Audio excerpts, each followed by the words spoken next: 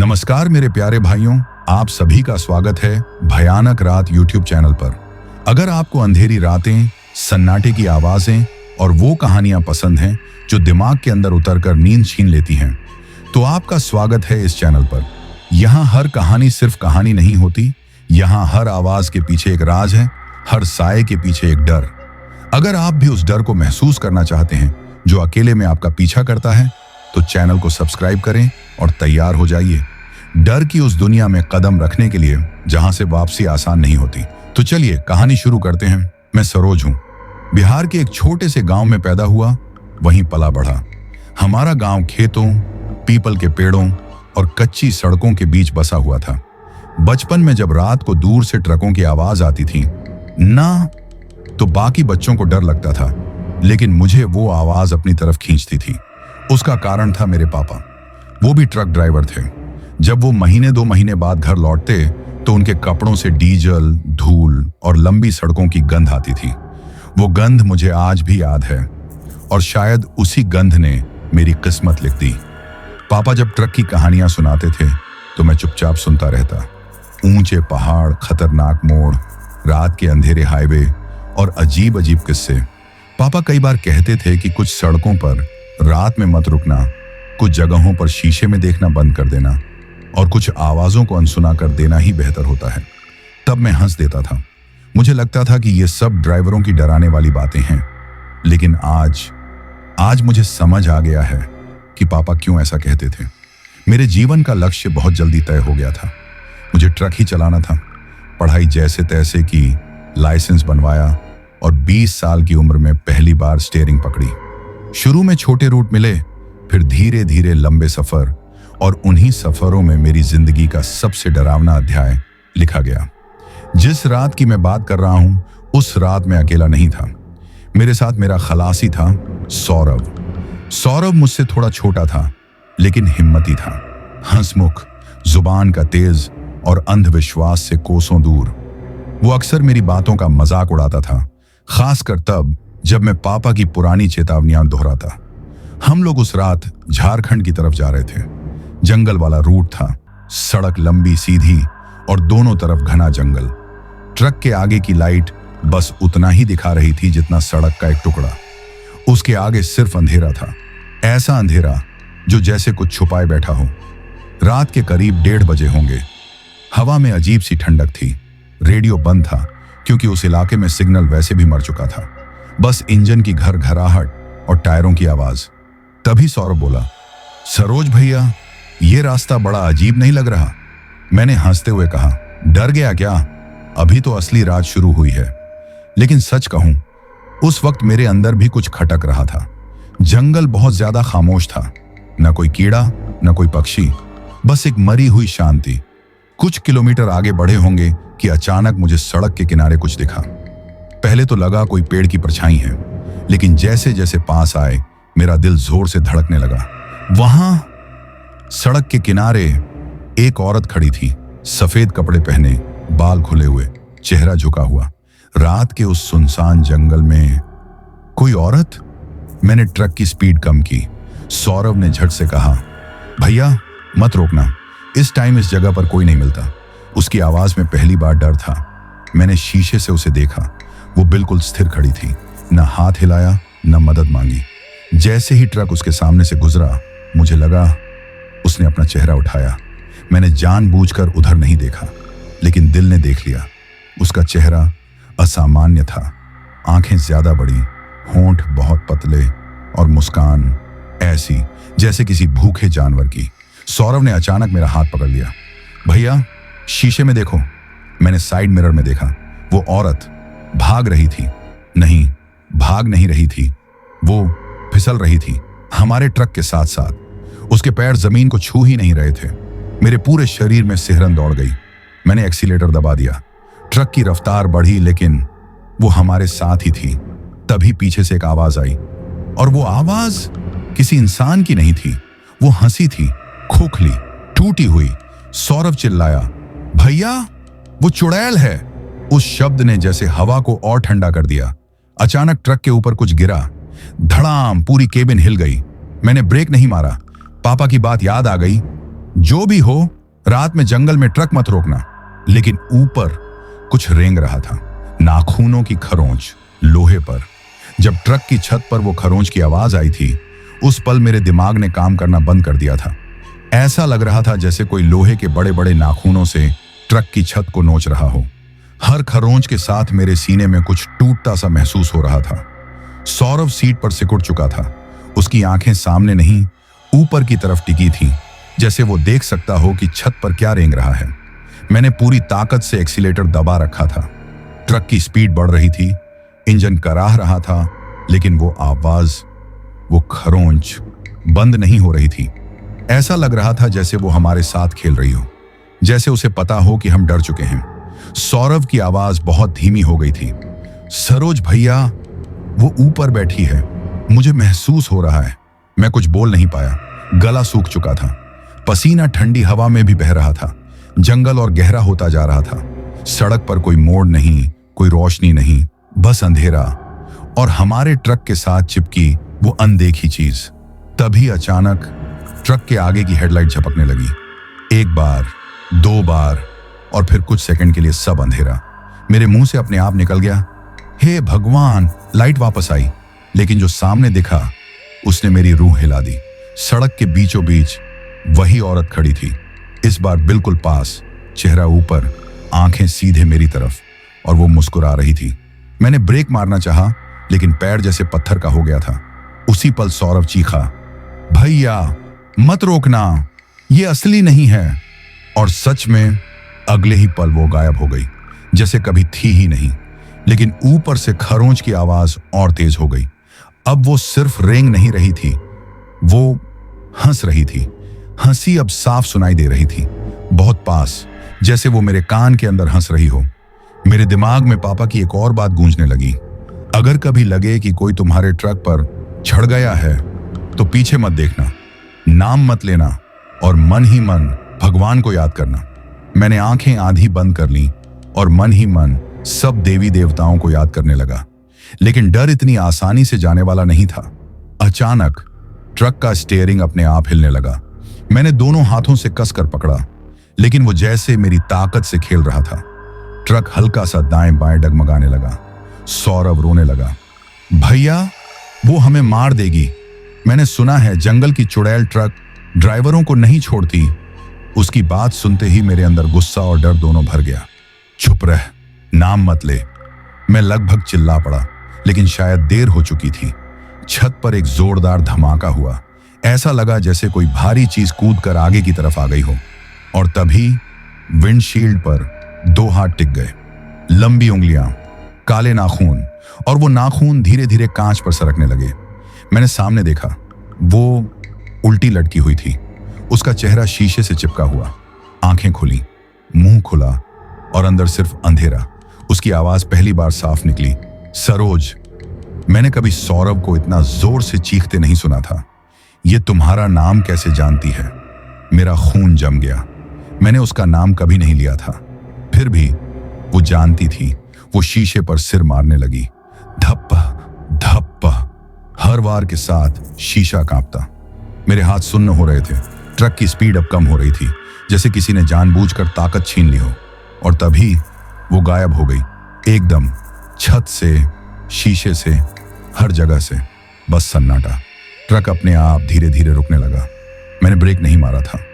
Truck रुक चुका था, सुनसान जंगल के बीच। सौरभ की सांसें तेज थीं। भैया अब क्या करें? मैंने चारों तरफ देखा, कोई आवाज नहीं, कोई हलचल नहीं, लेकिन दिल जानता था वो गई नहीं है। तभी पीछे से ट्रक के डाले में कुछ हिला, जैसे कोई अंदर चढ़ गया हो। लकड़ी के तख्तों के चरमराने की आवाज। मेरे अंदर से आवाज आई, अब भागना भी बेकार है। मैंने धीरे से ट्रक का दरवाजा खोला। सौरभ ने मेरा हाथ पकड़ लिया, भैया बाहर मत जाओ। लेकिन मुझे जाना पड़ा, क्योंकि जो अंदर आने लगे उसे रोकना जरूरी था। जैसे ही मैं नीचे उतरा, ठंडी हवा ने मुझे जकड़ लिया और मेरी गर्दन के पीछे किसी की सांस महसूस हुई, बहुत ठंडी, बहुत भारी। वो मेरे बिल्कुल पीछे खड़ी थी। मेरी गर्दन के पीछे वो ठंडी सांस आज भी मुझे महसूस होती है। मैं पलटा नहीं था, हिम्मत नहीं थी, क्योंकि मुझे पता था अगर मैंने पीछे देखा तो शायद मैं खुद को फिर कभी नहीं देख पाऊंगा। मेरे कान के पास उसकी आवाज गूंज रही थी, ये तो अभी शुरुआत है सरोज। उस आवाज में गुस्सा नहीं था, खून की प्यास नहीं थी, उसमें मालिकाना हकन था, जैसे मैं पहले से ही उसका हूं। मैंने कांपती आवाज में कहा, हमने तुम्हारा क्या बिगाड़ा है? मेरे शब्द पूरे भी नहीं हुए थे कि जंगल की हवा अचानक तेज हो गई। पेड़ों की टहनियां आपस में टकराने लगी। ऐसा लग रहा था जैसे पूरा जंगल जाग गया हो। पीछे से कोई जवाब नहीं आया, लेकिन सामने सड़क के उस पार मुझे हल्की सी रोशनी दिखी। एक पल के लिए मुझे लगा कि शायद कोई ढाबा होगा या कोई गांव। मैंने उसी उम्मीद में कदम आगे बढ़ाया। तभी सौरभ की आवाज आई, भैया वो रोशनी असली नहीं है। मैं रुका, पीछे मुड़ा। सौरभ ट्रक के अंदर ही बैठा था।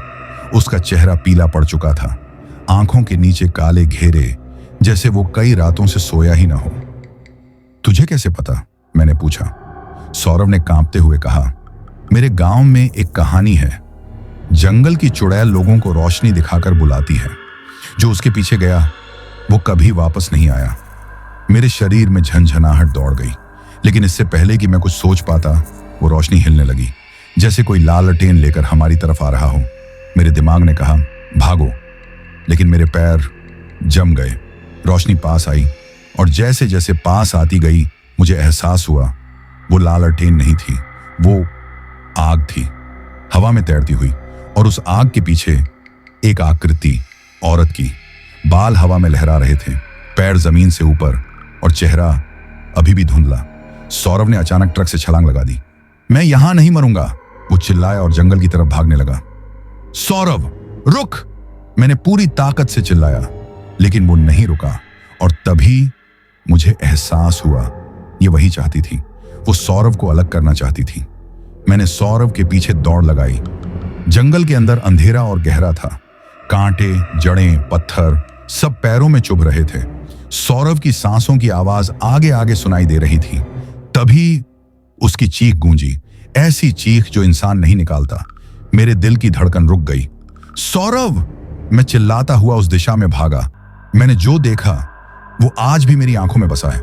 सौरभ जमीन पर पड़ा था, उसका शरीर अकड़ा हुआ, आंखें खुली, लेकिन वो मुझे देख नहीं रहा था। उसके सामने वो खड़ी थी, अब उसका चेहरा साफ दिख रहा था। आधी औरत, आधा कुछ और। चेहरे का एक हिस्सा सुंदर था, दूसरा सड़ा हुआ, मांस लटक रहा था। आंख से काले आंसू बह रहे थे। उसके होंठ हिले, गलत रास्ता चुन लिया।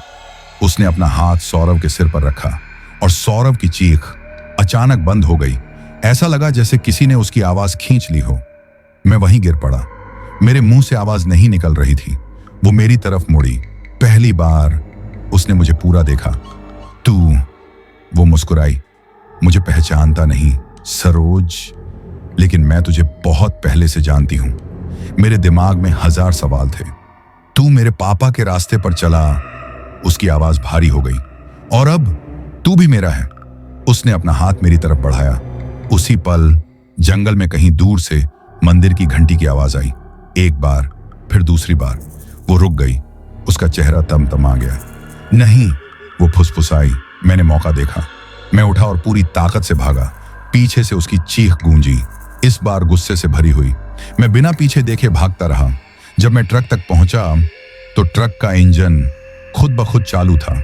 मैं अंदर कूदा, दरवाजा बंद किया और एक्सीलेटर दबा दिया। ट्रक जैसे उड़ पड़ा। मैं शीशे से देख रहा था, जंगल के किनारे वो खड़ी थी। सौरभ कहीं नहीं था। उसकी आवाज मेरे कानों में गूंज रही थी। उस रात जंगल से निकलने के बाद मैं सीधे हाईवे पर ट्रक दौड़ाता रहा। न मैंने पीछे देखा, न स्पीड कम की। दिमाग सुन्न था, आंखें खुली थीं, लेकिन मुझे सामने का रास्ता साफ दिखाई नहीं दे रहा था। मुझे सिर्फ एक ही चीज दिख रही थी, सौरभ का चेहरा, उसकी खुली आंखें और वो आखिरी आवाज, भैया। सुबह होने से पहले मैं एक ढाबे पर रुका। जैसे ही ट्रक रोका, मेरे हाथ स्टीयरिंग से चिपके रह गए। उंगलियां खुल नहीं रही थीं। ढाबे वाले ने जब मेरे चेहरे की हालत देखी तो बिना कुछ पूछे पानी ले आया। मैं पानी पी रहा था, लेकिन गला अब भी सूखा था। अकेले हो? ढाबे वाले ने पूछा। मैंने सिर हिलाया। मेरा खलासी था। मेरी आवाज वहीं टूट गई।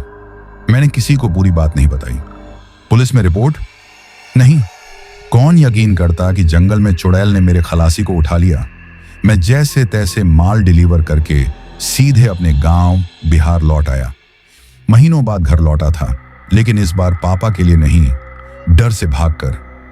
गांव वैसा ही था, वही मिट्टी की खुशबू, वही पीपल का पेड़, लेकिन अब मुझे हर साया शकी लग रहा था। पापा मुझे देखते ही खुश हुए, लेकिन जैसे ही उन्होंने मेरी आंखों में देखा, उनका चेहरा बदल गया। वो रास्ता लिया था ना? उन्होंने बिना कुछ सुने पूछा। मैं चौंक गया। कौन सा रास्ता? पापा ने गहरी सांस ली। जंगल वाला, झारखंड की तरफ। मेरे पैरों तले जमीन खिसक गई। आपको कैसे पता? पापा चुप हो गए बहुत देर तक, फिर बोले, क्योंकि मैं भी वहां गया था सरोज। उस दिन पहली बार मुझे लगा कि पापा मुझसे कुछ छुपा रहे हैं। मैंने उनसे सब सच जानना चाहा, और जो उन्होंने बताया उसने मेरी सोच बदल दी। पापा बोले, आज से करीब 20 साल पहले मैं भी उसी रास्ते से गुजरा था। मेरे साथ भी एक खलासी था, उसका नाम भी सौरभ ही था। मेरे कानों में सीटी सी बजने लगी। ये कैसे हो सकता है? पापा की आंखों में डर तैर आया।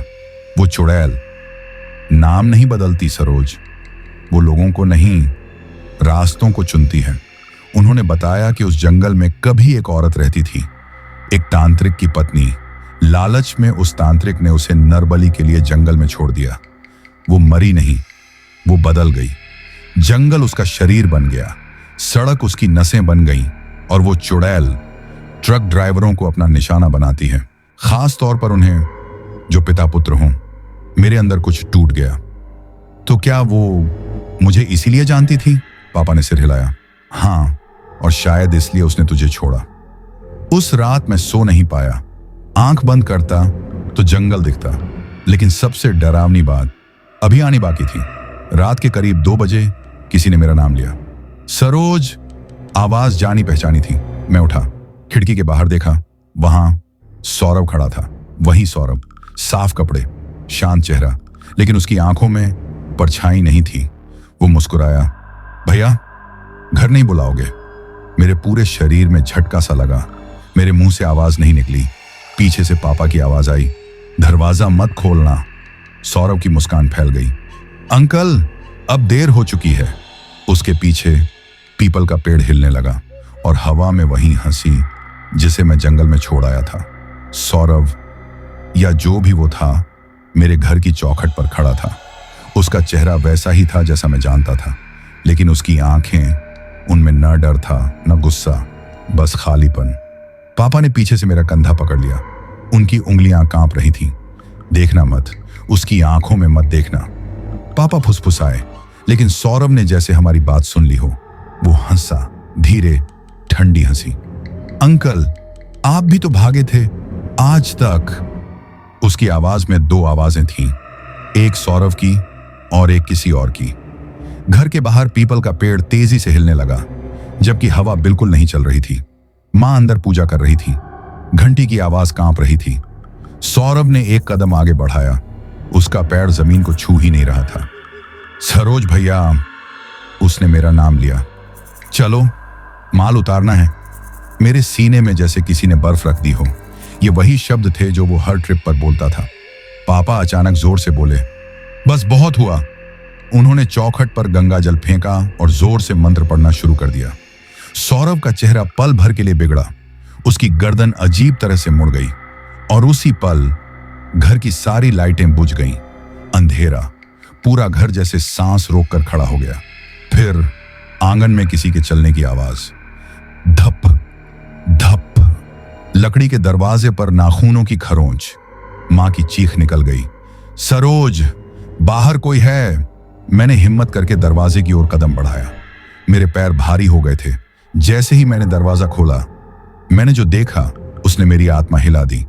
आंगन में सिर्फ सौरभ नहीं था, उसके पीछे कई परछाइयां थीं, कुछ बिना सिर की, कुछ उल्टे पैर वाली, कुछ झुकी हुई, और बीच में वो चुड़ैल। अब वो पूरी तरह दिख रही थी। लंबे बिखरे बाल, आधा जला हुआ शरीर, कमर से नीचे धुआं बनता हुआ। उसकी आंखें सीधे मुंह पर थीं। घर अच्छा है सरोज, उसकी आवाज गूंजी। तू यहीं पैदा हुआ, यहीं खत्म भी होगा। मेरे पापा जमीन पर बैठ गए। उनकी आवाज टूट चुकी थी। इसे छोड़ दे, पापा रो पड़े। गलती मेरी थी, लड़के को मत ले।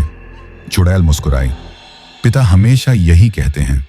फिर उसने सौरव की तरफ देखा। इसे याद है सब? सौरव ने धीरे धीरे बोलना शुरू किया, लेकिन वो शब्द नहीं थे, वो यादें थीं। उसने उस रात का हर पल दोहराया, मेरी चीख, मेरी दौड़ और मेरा भाग जाना। तुम मुझे छोड़ आए थे भैया। उसकी आवाज अब सौरव की थी। जंगल में मेरे घुटने जवाब दे गए। मैं जमीन पर बैठ गया। मैं मजबूर था। मैं रो पड़ा। मैं कुछ नहीं कर सकता था। चुड़ैल जोर से हंसी। यही तो चाहिए था मुझे, डर और पछतावा। अचानक पूरे गांव में कुत्तों के भौंकने की आवाज गूंजने लगी। मंदिर की घंटियां अपने आप बजने लगी। चुड़ैल ने गुस्से से आसमान की तरफ देखा। आज नहीं, वो गुर्राई। उसने मेरी तरफ देखा। लेकिन याद रख, अब हर रास्ता मुझे होकर जाएगा। अचानक सब परछाइयां धुएं में बदल गईं। सौरव का चेहरा आखिरी बार दिखा। उसकी आंखों से आंसू गिरा। भैया, मुझे नींद नहीं आती। और फिर सब गायब। पीपल का पेड़ शांत, आंगन खाली, सिर्फ ठंडक बची थी। उस रात के बाद मैं गांव में ज्यादा दिन नहीं रुका। पापा ने मुझे जाते वक्त बस इतना कहा, अब ट्रक छोड़ना मुमकिन नहीं है सरोज, क्योंकि जिसने रास्ता चुन लिया वो पीछा नहीं छोड़ता। मैं फिर से सड़क पर लौटा, लेकिन अब अकेला नहीं था, क्योंकि हर बार जब मैं रात में ट्रक चलाता हूं, पीछे की सीट पर मुझे किसी के बैठने का एहसास होता है। और कभी कभी कोई धीमे से कहता है, भैया स्पीड कम करो। गांव छोड़ने के बाद मैंने फिर से ट्रक पकड़ लिया। लोगों ने कहा, इतना डर गया है तो काम बदल ले। लेकिन उन्हें क्या पता, अब यह काम मेरा पेशा नहीं था, मेरी सजा बन चुका था। पहला रूट जो मुझे मिला वो था छत्तीसगढ़ की तरफ। लंबा जंगल, कम बस्ती और रात में लगभग सुनसान सड़कें। मैं जानबूझकर दिन में चलना चाहता था, लेकिन किस्मत ने फिर वही किया। लोड देर से मिला और सफर शुरू हुआ रात से। ट्रक में इस बार कोई खलासी नहीं था। मैं अकेला था, या मुझे ऐसा लग रहा था। जैसे ही अंधेरा गहराया, केबिन के अंदर की हवा बदलने लगी। रेडियो अपने आप चालू हो गया। पुराना सा भजन बजने लगा, वही भजन जो माँ रात को सुनती थी। मैंने झट से रेडियो बंद कर दिया। दिल जोर से धड़क रहा था। नहीं, मैंने खुद से कहा, यह सब दिमाग का वहम है। लेकिन तभी पीछे वाली सीट से हल्की सी चरमराहट की आवाज आई, जैसे कोई बैठते वक्त सीट पर वजन डालता है। मेरे हाथ स्टीयरिंग पर कस गए। मैंने आईने में देखा, पीछे की सीट खाली थी, लेकिन सीट का कुशन धीरे धीरे दब रहा था, जैसे कोई अदृश्य शरीर वहां बैठ रहा हो। मेरे मुंह से बस इतना निकला, सौरव। जैसे ही मैंने नाम लिया, केबिन के अंदर ठंडक फैल गई। और फिर मेरे कान के बिल्कुल पास वही जानी पहचानी आवाज, भैया लंबा रास्ता है क्या? मेरी आंखों से आंसू अपने आप निकल आए। मैंने सामने देखा, पीछे देखने की हिम्मत नहीं थी। तू यहां क्यों है? मैंने कांपती आवाज में पूछा। जवाब नहीं आया, बस एक गहरी सांस की आवाज, ऐसी सांस जो किसी जिंदा इंसान की नहीं हो सकती। ट्रक अचानक झटका खाने लगा। स्पीड अपने आप कम होने लगी। मीटर गिर रहा था। मैंने एक्सीलेटर दबाया पूरा, लेकिन ट्रक जैसे किसी ने पीछे से पकड़ रखा हो। तभी सामने सड़क के किनारे मुझे एक जाना पहचाना साया दिखा। सफेद कपड़े, खुले बाल, मेरी रगों में खून जम गया। नहीं, मैं बुदबुदाया। वो चुड़ैल इस बार सड़क पर नहीं थी, वो मेरे ट्रक के अंदर थी, पीछे वाली सीट पर बैठी। मुझे दिख नहीं रही थी, लेकिन उसकी मौजूदगी हर सांस में महसूस हो रही थी। उसकी आवाज गूंजी, मैंने कहा था ना सरोज, अब हर रास्ता मुझे होकर जाएगा। मेरे सिर में तेज दर्द होने लगा। ऐसा लगा जैसे कोई यादें नोच रहा हो। अचानक मुझे बचपन दिखने लगा। पापा का ट्रक, मैं छोटा सा स्टीयरिंग पकड़ने की जिद करता हुआ। फिर वही जंगल, वही सड़क, और फिर एक और चेहरा जो मैंने पहले कभी नहीं देखा था। एक आदमी, खून से सना हुआ, हाथ में पूजा की माला। चुड़ैल की आवाज फिर आई, ये था मेरा पति तांत्रिक। इसने मुझे जंगल को सौंप दिया। और तुम्हारे पिता मेरे लिए रास्ता बन गए। मेरे शरीर में झटके से सिहरन दौड़ गई। मेरे पापा? वो हंसी। हाँ, उस रात जब वो बचकर निकले, उन्होंने सौदा किया। मेरे दिल ने जैसे धड़कना बंद कर दिया। कैसा सौदा? पीछे से उसकी उंगलियां मेरी गर्दन के पास महसूस हुई, ठंडी, गीली। उनकी जान और बदले में उनकी औलाद। मेरी आंखों के सामने अंधेरा छा गया। तो क्या मैं? हाँ सरोज, तू तभी से मेरा है। ट्रक अचानक तेजी से हिलने लगा। सड़क गायब होने लगी। मेरे सामने अब हाईवे नहीं था, वो जंगल था। वही जंगल जहां सौरभ गायब हुआ था। ट्रक अपने आप रुक गया। पीछे की सीट पर अब वजन साफ महसूस हो रहा था। मैंने धीरे धीरे गर्दन घुमाई और पहली बार मैंने उसे अंदर देखा। वो पूरी तरह बैठी थी। उसकी गोद में सौरभ का सिर था। सौरभ की आंखें खुली थीं, लेकिन खाली। उसने मेरी तरफ देखा और बहुत धीरे से बोला, भैया अब आपकी बारी है। मेरी चीख के साथ ट्रक का शीशा टूट गया और उसी पल मैं बेहोश हो गया। जब होश आया तो सुबह हो चुकी थी। ट्रक सड़क किनारे खड़ा था। आसपास लोग जमा थे। ड्राइवर बच गया, कोई बोल रहा था। मैं उठकर बैठा, पीछे की सीट देखी, खाली, लेकिन सीट पर नाखूनों के निशान थे और एक चीज जो मेरे खून को जमा गई, सौरभ का गमछा। जिस सुबह मुझे होश आया था, लोग कह रहे थे कि मैं एक्सीडेंट से बच गया। कोई बोल रहा था ड्राइवर को नींद आ गई होगी। कोई कह रहा था किस्मत अच्छी थी, नहीं तो सीधा खाई में चला जाता। मैं चुप था, क्योंकि मैं जानता था यह किस्मत नहीं थी, ये छूट थी, अस्थाई। मैंने ट्रक स्टार्ट किया। इंजन ठीक था, सब कुछ नॉर्मल दिख रहा था, लेकिन मेरे अंदर कुछ भी नॉर्मल नहीं था। हर आवाज में मुझे खरोंच सुनाई दे रही थी। हर मोड़ पर मुझे सफेद कपड़े की झलक दिखती थी। मैंने ठान लिया था, अब मैं भागूंगा नहीं, अब सच जानकर ही रहूंगा। मैं सीधे अपने गांव नहीं गया, मैं उस जंगल की तरफ लौटा, उसी रास्ते पर जहां से यह सब शुरू हुआ था। शाम ढल रही थी, सूरज लाल हो चुका था। जंगल के पेड़ जैसे काले खंभों की तरह खड़े थे। मैंने ट्रक रोका वहीं जहां सौरभ की चीख आखिरी बार सुनी थी। दिल तेज धड़क रहा था, लेकिन इस बार डर के साथ गुस्सा भी था। अगर मुझे लेना है, मैंने ऊंची आवाज में कहा, तो सामने आकर ले। हवा अचानक चलने लगी, सूखे पत्ते उड़ने लगे और फिर वो आवाज। इतनी जल्दी मरने की इच्छा। वो सामने नहीं आई, वो चारों तरफ थी। तू डरता नहीं अब? उसने पूछा। मैंने जवाब दिया, डर अब बचा नहीं है, बस सवाल है। हंसी गूंजी, गहरी, भारी। सवालों की कीमत चुकानी पड़ती है सरोज। मेरे सामने जमीन धंसने लगी। धुएं से एक आकृति उभरी, वो चुड़ैल, लेकिन इस बार उसका रूप अलग था। वो जवान दिख रही थी, सुंदर, आंखों में दर्द। मैं ऐसी नहीं थी, उसने कहा, मुझे बनाया गया। मैंने पहली बार उसकी आंखों में देखा। वहां क्रूरता नहीं थी, वहां अधूरापन था। उसने मुझे वो रात दिखाई जब उसका पति उसे जंगल में छोड़ गया था, जब पूजा के नाम पर उसे जमीन में गाड़ा गया, जब उसने मदद के लिए रास्ते की तरफ देखा और किसी ट्रक ने रुकने से इनकार कर दिया। वो ट्रक, उसकी आवाज कांप गई। तेरे पिता चला रहे थे। मेरी सांस रुक गई। उन्होंने मुझे देखा और नहीं रुके। मैंने आंखें बंद कर ली। बाद में वो बोली, डर ने उन्हें वापस खींच लाया। तब बहुत देर हो चुकी थी। उस रात मेरे पिता ने सच में सौदा किया था, अपनी जान के बदले अपने खून की एक कश्त। तू पहली कश्त नहीं है, वो बोली, और आखिरी भी नहीं होगा। तो सौरभ? मैंने पूछा। उसका चेहरा सख्त हो गया। वो रास्ते में आ गया। अचानक मुझे एहसास हुआ, ये सिर्फ बदला नहीं था, ये बंधन था। तू क्या चाहती है? मैंने पूछा। वो मेरे पास आई, इतनी पास कि उसकी ठंडक महसूस हो। मुक्ति, उसने फुसफुसाया, और उसके लिए किसी को मेरी जगह लेनी होगी। मेरा दिल बैठ गया। या फिर, उसने आंखें उठाई, मुझे वो देना होगा जो तेरे पिता ने नहीं दिया। क्या? मैंने पूछा। उसकी आवाज भारी हो गई। स्वीकार, अगर तू सच में माने, अगर तू रुके, तो यह सिलसिला टूट सकता है। जंगल फिर से शांत हो गया, लेकिन तभी पीछे से एक जानी पहचानी आवाज आई, भैया। मैं पलटा।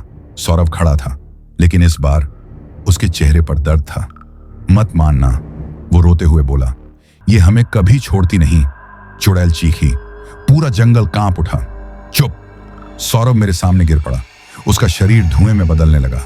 याद रख सरोज, चुड़ैल की आवाज आखिरी बार गूंजी। अगली रात तू फैसला करेगा। मैं वहीं बैठा रह गया, अकेला। अंधेरा घिर चुका था। मुझे समझ आ गया था, अब कहानी किसी मोड़ पर नहीं है, अब कहानी फैसले पर आ गई है। वही कहानी, या तो मैं इस चक्र को तोड़ूं या फिर खुद उसका हिस्सा बन जाऊं। और अगली रात बहुत पास थी। मैं ट्रक लेकर हाईवे पर ही घूमता रहा, जैसे सड़क ही मेरी शरण हो। लेकिन सच ये था कि सड़क अब मेरी कैद बन चुकी थी। घड़ी में रात के 12 बज रहे थे, वही समय जिस समय सब कुछ शुरू होता था। मेरे मोबाइल में अचानक नेटवर्क आ गया। एक मैसेज आया, आज फैसला होगा। न कोई नंबर, न कोई नाम। मेरे हाथ कांप गए। मैं जानता था ये किसका संदेश है। मैंने ट्रक रोका। सड़क के किनारे एक पुराना बोर्ड दिखा, आगे 7 किलोमीटर घना जंगल। यही वो रास्ता था, यही वो जगह थी जहां से कोई ड्राइवर सही सलामत वापस नहीं आता। मैंने ट्रक स्टार्ट रखा, लेकिन दिल बार बार कह रहा था, भाग जा। उसी पल पीछे वाली सीट से आवाज आई, भैया। मैंने आंखें बंद कर ली। आज मत जाना। सौरभ की आवाज थी, लेकिन अब उसमें डर नहीं था, बस थकान थी। मैंने पहली बार पीछे देखा। सौरभ बैठा था पूरी तरह, लेकिन वो वैसा नहीं था जैसा पहले था।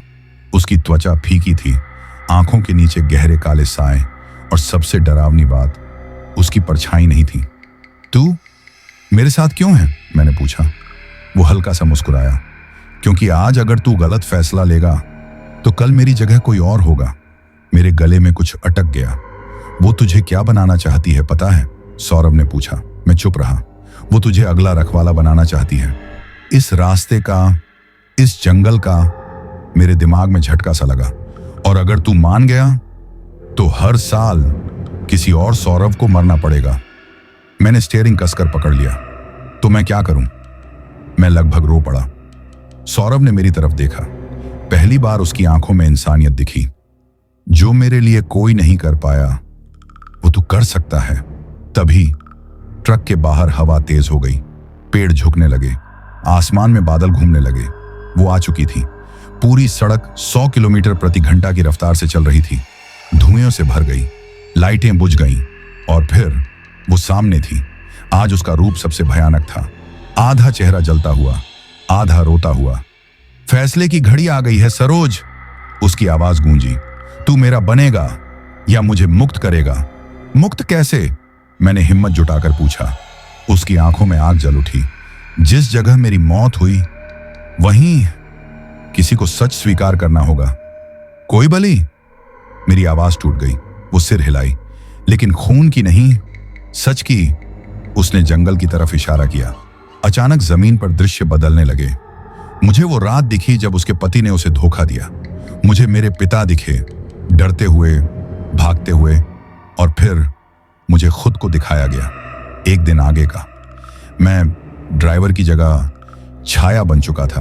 हर ट्रक पर चढ़ता हुआ, हर ड्राइवर से सौदा करता हुआ। मेरे मुंह से एक ही शब्द निकला, नहीं। वो हंसी। तो फिर सच स्वीकार कर। क्या सच? मैंने पूछा। ये कि तुम सब दोषी थे, और सबसे ज्यादा तू। सौरभ अचानक खड़ा हो गया। नहीं, वो चिल्लाया, ये अकेले की गलती नहीं थी। उसकी आवाज गूंजती चली गई। चुड़ैल चीख उठी, चुप! पूरा जंगल कांपने लगा। और तभी मुझे समझ आ गया, ये चुड़ैल बदला नहीं चाहती थी, वो स्वीकार चाहती थी। वो चाहती थी कि कोई उसके दर्द को माने। मैं ट्रक से नीचे उतरा, घुटनों के बल बैठ गया। हाँ, मैं रोते हुए बोला, हम दोषी थे, मेरे पिता और मैं भी। हम रुके नहीं, हमने इंसान नहीं देखा, हमने सिर्फ रास्ता देखा। पूरा जंगल शांत हो गया। चुड़ैल की आंखों से पहली बार आंसू गिरे। बस यही। उसकी आवाज धीमी हो गई। उसका शरीर धुएं में बदलने लगा। सौरभ मेरी तरफ देखने लगा। उसके चेहरे पर शांति थी। शायद वो मुस्कुराया, अब नींद आ जाएगी। लेकिन तभी चुड़ैल की आवाज आखिरी बार गूंजी, एक कष्ट बाकी है सरोज। अंतिम। मेरे दिल की धड़कन रुक गई। उसकी ये आवाज जंगल में गूंजती रही। धुआं छूट चुका था। सौरव की आकृति हल्की पड़ चुकी थी, जैसे कोई सपना सुबह के उजाले में टूटता है। लेकिन चुड़ैल वो अब भी थी। मैंने कांपती आवाज में पूछा, किसकी कष्ट? उसने मेरी तरफ देखा। पहली बार उसकी आंखों में गुस्सा नहीं था, वहां थकान थी, सदियों की थकान। सड़क की, वो बोली। जिसने सब निगला। अचानक जमीन पर लाल रेखाएं उभरने लगी, जैसे किसी ने जंगल के फर्श पर सड़क का नक्शा बना दिया हो। वही मोड़, वही जगह जहां सबसे ज्यादा हादसे हुए थे। हर रास्ते को एक रखवाला चाहिए। उसकी आवाज भारी हो गई। या तो वो जो डर फैलाए, या वो जो सच बोले। मेरे दिमाग में बिजली सी कौंधी। तो तुम चाहती हो कि मैं? उसने सिर हिलाया। तू ड्राइवर है सरोज, तेरी आवाज चलती है, तेरा डर सच्चा है। सौरभ ने मेरी तरफ देखा। भैया, अगर तू मान गया तो तू जिंदा रहेगा, लेकिन आजाद नहीं। मेरे सीने में कुछ टूट गया। तो ये था सौदे का आखिरी पन्ना। और अगर मैं मना कर दूं? मैंने पूछा। जंगल अचानक ठंडा पड़ गया। तो सड़क भूखी रहेगी, चुड़ैल बोली। और भूखी 3 सड़क हर किसी को खा जाती है। उसने हवा में हाथ घुमाया। मुझे दृश्य दिखने लगे, एक के बाद एक ट्रक, एक के बाद एक हादसे, ड्राइवरों की लाशें, रोते परिवार। ये सब, वो बोली, तेरे एक फैसले पर टिका है। मैं घुटनों के बल बैठ गया। मुझे पापा याद आए, उनका डर, उनका भागना। मुझे सौरभ याद आया, उसकी चीख, उसकी नींद। अगर मैं ये बोझ उठा लूं, मैंने कहा, तो क्या ये सब रुक जाएगा? चुड़ैल ने पहली बार साफ जवाब दिया। हाँ। मेरी आंखों से आंसू बहने लगे। लेकिन शर्त है, उसने जोड़ा। कौन सी? मैंने पूछा। तू कभी झूठ नहीं बोलेगा। तू हर ड्राइवर को चेताएगा, हर कहानी बताएगा, और बदले में तू कभी चैन से नहीं सो पाएगा। मैं समझ गया, ये सजा नहीं थी, ये जिम्मेदारी थी। मैंने सौरभ की तरफ देखा। वो मुस्कुराया। भैया, शायद यही सही है। मैंने आंखें बंद की और पहली बार डर से नहीं, होश से फैसला किया। मैं मानता हूं, मैंने कहा, मैं ये बोझ उठाऊंगा। जैसे ही मेरे शब्द पूरे हुए, जंगल में तेज हवा चली, सड़क की लाल रेखाएं चमकने लगीं। चुड़ैल का शरीर धीरे धीरे बदलने लगा, उसका डरावना रूप पिघलने लगा। धन्यवाद सरोज, उसकी आवाज अब इंसानी थी। अब मैं जा सकती हूं। सौरभ मेरे सामने आया, उसकी आकृति अब बहुत हल्की थी। भैया, मेरे लिए रुकना अब जरूरी नहीं। उसकी परछाई पहली बार जमीन पर पड़ी और फिर वो मुस्कुराया और हवा में घुल गया। जंगल शांत हो गया। मैं अकेला खड़ा था, लेकिन अंदर कुछ बदल चुका था। अगली सुबह मैं उसी सड़क पर ट्रक चला रहा था। सामान्य दिन, सामान्य ट्रैफिक, लेकिन अब मुझे सब दिख रहा था। जहां लोग तेज चलाते थे, वहां मुझे खून की गंध आती थी। जहां लोग रुकते नहीं थे, वहां मुझे चीखें सुनाई देती थीं। और जब भी कोई ड्राइवर हंसते हुए कहता, कुछ नहीं होता, मेरे मुंह से अपने आप निकलता, भाई, रात में सावधान रहना। चुड़ैल चली गई थी, सौरभ मुक्त हो गया था। लेकिन उस रात के बाद मैं पहले जैसा कभी नहीं रहा। अब जब भी मैं ट्रक स्टार्ट करता हूं, ऐसा लगता है जैसे इंजन नहीं, कोई जाग रहा हो। पहली बार यह एहसास मुझे 3 दिन बाद हुआ। मैं राजस्थान की तरफ जा रहा था। लंबी सीधी सड़क, चारों तरफ रेत और सन्नाटा। रात के करीब 1 बजे, जब सड़क सबसे ज्यादा खामोश होती है, तभी मुझे लगा किसी ने नाम लिया, सरोज। मैंने ब्रेक नहीं मारा, लेकिन दिल जोर से धड़क उठा। ये आवाज सौरभ की नहीं थी, ये चुड़ैल की भी नहीं थी, ये सड़क की आवाज थी। मैंने शीशे में देखा, कुछ नहीं। लेकिन जैसे जैसे आगे बढ़ा, आवाजें बढ़ती गईं। कभी कोई हंसता, कभी कोई रोता, कभी कोई गाली देता। सब आवाजें ट्रक के नीचे से आ रही थी, जैसे सड़क के अंदर लोग दबे हों। मेरे हाथ कांपने लगे। मुझे चुड़ैल की बात याद आ गई, हर रास्ते को रखवाला चाहिए। क्या मैं अब वो बन चुका था? तभी सामने मुझे एक ट्रक दिखा, पुराना, बिना लाइट के। वो बहुत धीमी रफ्तार से चल रहा था। मैंने हॉर्न दिया, कोई प्रतिक्रिया नहीं। मैंने ओवरटेक करने की कोशिश की, लेकिन जैसे ही पास पहुंचा, मेरी सांस रुक गई। ड्राइवर की सीट खाली थी, लेकिन स्टीयरिंग अपने आप घूम रहा था। मेरे कानों में एक साथ कई आवाजें गूंज उठी। रुक क्यों नहीं गया था? बस 1 मिनट, मुझे घर पहुंचना था। मैं समझ गया, ये वही थे जो कभी नहीं पहुंच पाए। सड़क के लोग। अचानक वो ट्रक गायब हो गया, जैसे कभी था ही नहीं। मैंने ट्रक साइड में रोका, सिर पकड़कर बैठ गया। मैं ये सब नहीं कर सकता, मैं बुदबुदाया। उसी पल मोबाइल बजा, अनजान नंबर। मैंने कॉल उठाई। दूसरी तरफ एक भारी आवाज थी, सरोज, तूने मान लिया था। मेरे रोंगटे खड़े हो गए। ये सब क्या है? मैं चिल्लाया। ये चेतावनी है, आवाज बोली। अगर तू नहीं बोलेगा तो सड़क बोलेगी। कॉल कट गई। उस रात के बाद मेरी जिंदगी बदल गई। अब जहां भी मैं जाता, मुझे हादसों से पहले संकेत दिखने लगे। कभी सड़क पर अचानक ठंड, कभी इंजन का अपने आप बंद हो जाना, कभी रेडियो पर अचानक वही भजन। मैं लोगों को रोकने लगा, ढाबों पर बैठकर ड्राइवरों को समझाने लगा, रात में मत चलाना, उस मोड़ पर मत रुकना। अगर कोई आवाज बुलाए, कुछ हंसते, कुछ गालियां देते, लेकिन कुछ सुन लेते और वही बच जाते। एक रात एक नया ड्राइवर मिला, नाम था रवि। वो हंसते हुए बोला, भैया डराकर सब्सक्राइबर बढ़ाते हो क्या? उसकी हंसी मुझे सौरभ जैसी लगी। मैंने उसका हाथ पकड़ लिया। आज मत जा। वो झुंझला गया। लेट हो रहा है। वो चला गया। अगली सुबह खबर आई, उसी रास्ते पर, उसी मोड़ पर हादसा। मैं देर तक चुप बैठा रहा। उस दिन समझ आया, ये बोझ क्यों दिया गया था। ये शाप नहीं था, ये परीक्षा थी। हर बार जब कोई नहीं सुनता, सड़क कुछ और मांग लेती। अब रात में जब मैं अकेला चलता हूं तो पीछे की सीट खाली रहती है, लेकिन मुझे पता है मैं अकेला नहीं हूं।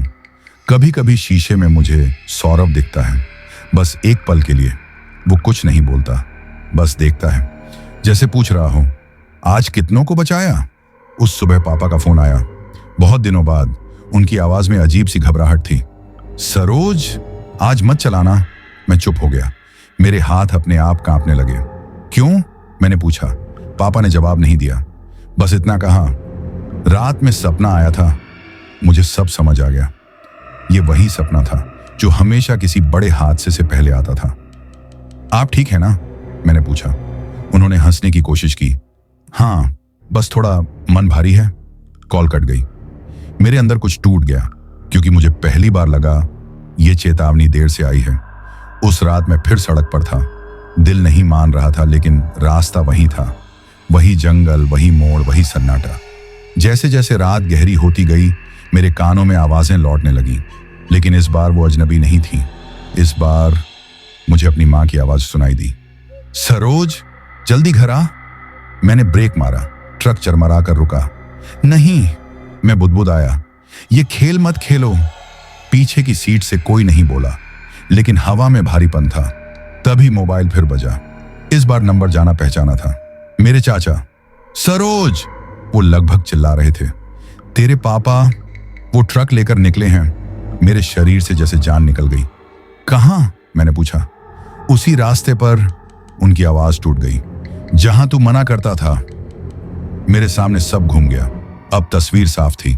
सड़क अपनी आखिरी कष्ट लेने जा रही थी, और इस बार वो मेरे पिता थे। मैंने ट्रक मोड़ा, पूरी ताकत से। स्पीड मीटर कांप रहा था, इंजन चिल्ला रहा था। रात और जंगल दोनों जैसे रास्ता रोकने की कोशिश कर रहे थे। तभी वो सामने आ गई। इस बार अकेली नहीं थी, उसके साथ अनगिनत परछाइयां थीं। रुक जा सरोज, उसकी आवाज गूंजी। ये उसका हिसाब है। नहीं, मैं चिल्लाया, ये मेरा है। वो मुस्कुराई। खून का हिसाब हमेशा खून से ही चुकता है।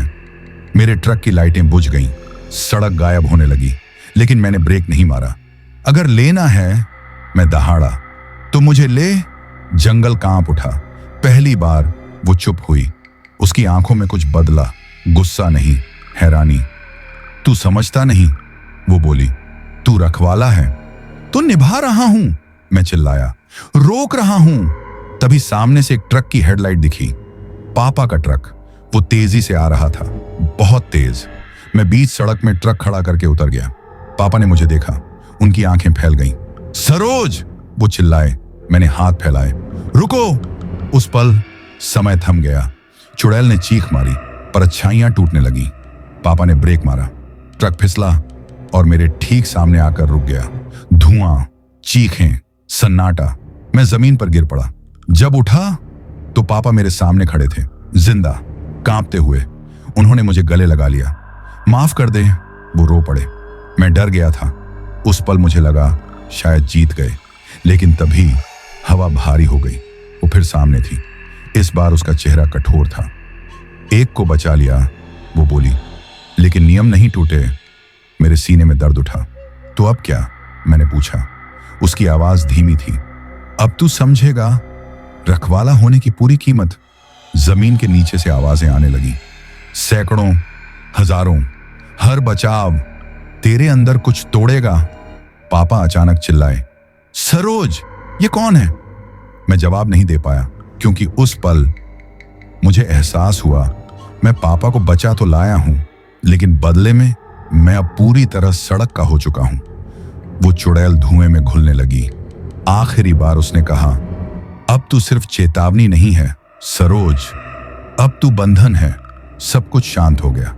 पापा जिंदा थे, सड़क खुली थी, लेकिन मेरे अंदर कुछ हमेशा के लिए बंद हो चुका था। पापा को बचाने के बाद मैं उन्हें घर छोड़ आया। माँ रो रही थी। पापा चुप थे। उनकी आंखों में डर नहीं था, शर्म थी। उन्होंने मुझसे कुछ नहीं पूछा। शायद वो जानते थे कुछ सवालों के जवाब इंसान जिंदा रहते नहीं सुन सकता। मैं घर नहीं रुका, रुकता तो टूट जाता। मैं फिर ट्रक लेकर निकल पड़ा। अब फर्क बस इतना था कि इस बार डर पीछे नहीं बैठा था, वो मेरे अंदर था। पहली रात बहुत शांत थी, इतनी शांत कि मुझे घबराहट होने लगी। ना आवाजें, ना संकेत, ना भजन, ना ठंड। जैसे सड़क सो रही हो, लेकिन मुझे पता था ये नींद नहीं है, ये तैयारी है। दूसरी रात मुझे पहली बार महसूस हुआ कि लोग मुझे देख नहीं पा रहे। मैं एक ढाबे पर रुका, चाय मांगी। ढाबे वाला मेरे सामने से गुजरा, लेकिन उसने मुझे देखा ही नहीं। मैंने जोर से कहा, भैया। उसने ऐसे इधर उधर देखा जैसे आवाज कहीं और से आई हो। मेरे हाथ से कप गिर गया। आवाज हुई, लेकिन किसी ने ध्यान नहीं दिया। मेरे दिल की धड़कन तेज हो गई। क्या मैं धीरे धीरे मिट रहा हूं? मैं ट्रक में बैठा और शीशे में खुद को देखा। मैं था साफ, पूरा, लेकिन मेरी परछाई नहीं थी। उसी पल पीछे वाली सीट से आवाज आई, घबरा मत। ये चुड़ैल की आवाज नहीं थी, ये सौरभ की भी नहीं थी, ये मेरी अपनी आवाज जैसी थी। अब तू बीच में है, वो बोली, न जिंदा न मरा। मैंने आंखें बंद कर ली। ये क्या हो रहा है? मैंने पूछा। ये रखवाले का अगला चरण है, आवाज बोली। अब तू हादसे से पहले दिखेगा, लेकिन बाद में याद नहीं रहेगा। उस रात पहली बार मैंने एक हादसा होते हुए नहीं, होने से पहले देखा। एक पुल, तेज बारिश, एक बस। मैंने ट्रक रोका, दौड़कर पुल की तरफ गया। ड्राइवर को चिल्लाकर रोका। ब्रेक फेल है, मैं चिल्लाया। ड्राइवर हक्का बक्का रह गया। तू कौन है? मत जा। मैंने हाथ फैलाए। उसने गाली दी, लेकिन बस रोक दी। 5 मिनट बाद बस का ब्रेक पूरी तरह जवाब दे गया। लोग बच गए, पुलिस आई, भीड़ जमा हुई, लेकिन कोई मुझे पहचान नहीं पाया। एक आदमी बोला, किसने रोका था? सब इधर उधर देखने लगे। मैं वहीं खड़ा था, लेकिन जैसे मैं हवा था। उस दिन समझ आया, अब मेरी मौजूदगी सिर्फ काम तक सीमित है। पहचान मिट रही है। रात को जब मैं ट्रक में बैठा तो बहुत थक चुका था। तभी मुझे सपना आया। मैं सड़क था, लंबा, काला, गीला। मेरे ऊपर ट्रक चल रहे थे, लोग मर रहे थे, लोग बच रहे थे, और हर बार कुछ मेरे अंदर टूट रहा था। मैं हड़बड़ा कर उठा। मेरी छाती में दर्द था। पीछे वाली सीट पर एक बूढ़ा आदमी बैठा था। चेहरा साफ नहीं था, लेकिन उसकी आवाज भारी थी। मैं भी कभी रखवाला था, वो बोला। मैं सिहर गया। कितने साल? मैंने पूछा। गिनती भूल गया, वो हंसा। समय यहां नहीं चलता। फिर तुम कहां गए? मैंने पूछा। उसने सड़क की तरफ इशारा किया। यहीं, हर जगह। मेरे अंदर डर भर गया। तो मेरा अंत? वो चुप रहा, फिर बोला, जब कोई और तेरी जगह लेगा। मैं समझ गया, ये अंत नहीं है, ये हस्तांतरण है। लेकिन सवाल ये था, वो कौन होगा? अगली रात मुझे जवाब मिल गया। मैंने एक लड़के को देखा, बहुत छोटा, शायद 20 साल का। पहली बार ट्रक चलाने निकला था। आंखों में सपने, डर नहीं। वो उसी मोड़ की तरफ जा रहा था जहां सब शुरू हुआ था। मेरे अंदर कुछ कांप उठा। क्या यही अगला रखवाला है? मैं उसके सामने खड़ा हुआ, हाथ हिलाया। उसने मुझे देखा, साफ देखा मेरी आंखों में, और बोला, भैया आप कौन हो? मेरे मुंह से अपने आप निकला, मैं वही हूं जो तुझे बनने से रोकना चाहता हूं। उस लड़के ने मुझे साफ देखा था। पहली बार किसी ने मुझे ऐसे देखा था जैसे मैं जिंदा हूं। उसका नाम अमन था, बिहार के ही एक छोटे से गांव से, बिल्कुल मेरी तरह। उसकी आंखों में वही चमक थी जो कभी मेरी आंखों में हुआ करती थी, वही सपना, वही जिद। मेरे अंदर कुछ टूट गया। मैंने उसे ट्रक से उतरने को कहा। वो हिचकिचाया, लेकिन मेरी आवाज में कुछ ऐसा था कि वो मान गया। हम दोनों सड़क किनारे खड़े थे। रात गहरी थी, जंगल सांस ले रहा था। भैया, अमन बोला, आप कौन हो? मैंने आसमान की तरफ देखा।